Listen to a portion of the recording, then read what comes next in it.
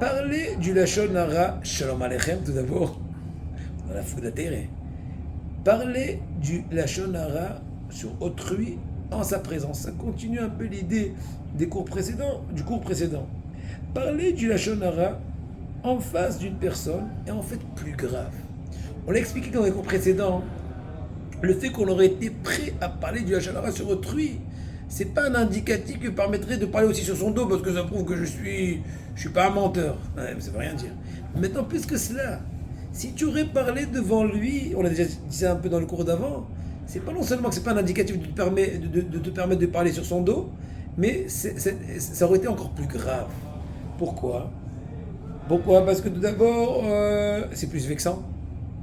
Et encore plus, c'est comme si je suis en train de le faire rougir, pâlir, j'en sais rien. C'est marqué dans Rabbeinu Yona que c'est une petite mort.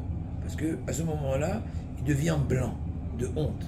Donc, comme dit la Gemara, Azil Souka Vatir Ivra, le rouge s'en va, l'aspect rouge de sa face, il devient blanc, il meurt un petit moment. Ok, on sait très bien ce qu'ils disent dans le sage, caché à Malbin, Penavor Barabim, Etermé Arogo, etc.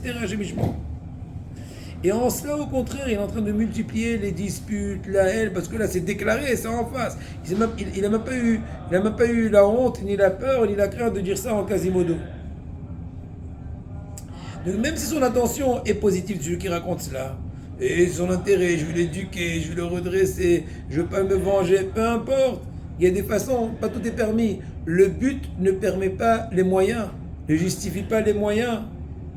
Si tu veux vraiment le renforcer et l'aider, ou lui faire une remarque, fais ça de façon personnelle, en cachette.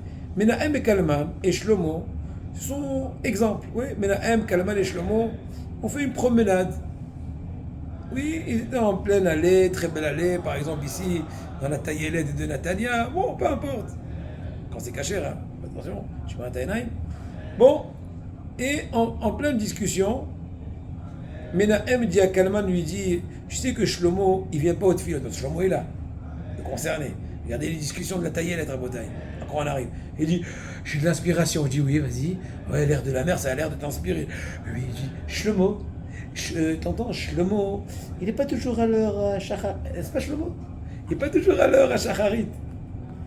Et bien, mis à part le fait qu'il a parlé de la Shonara, et bien, il est en train, il a transgressé d'avoir fait honte à son ami en public, devant son ami. Si Menahem, tu veux vraiment lui mettre un truc, parle. Et même quand tu fais une remarque en tête à tête, c'est marqué qu'il faut faire attention de ne pas faire honte. Si tu sais que tu n'es pas capable à te retenir ou tu n'as pas les bons mots, soit tu te fais concerter, soit dans le doute, abstiens-toi. Parce que si tu viens, comment dirais-je, pour résorber un problème, créer un nouveau problème, ça ne sert à rien.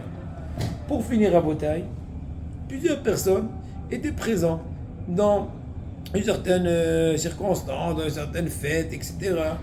Au moment où M. Heller a demandé un certain Tova de M. Feldman. Il a dit, de moi telle chose.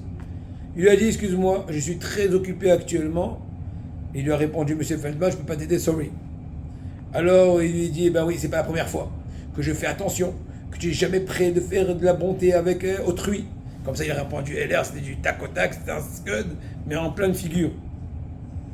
Il a dit ça à ma voix haute afin que tous écoutent, et je suis sincère, je dis la vérité, et je montre.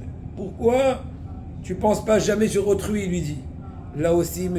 Heller a parlé de Janara, il a même transgressé l'interdiction de faire blanchir la fête son ami en public. Chez Metsileni.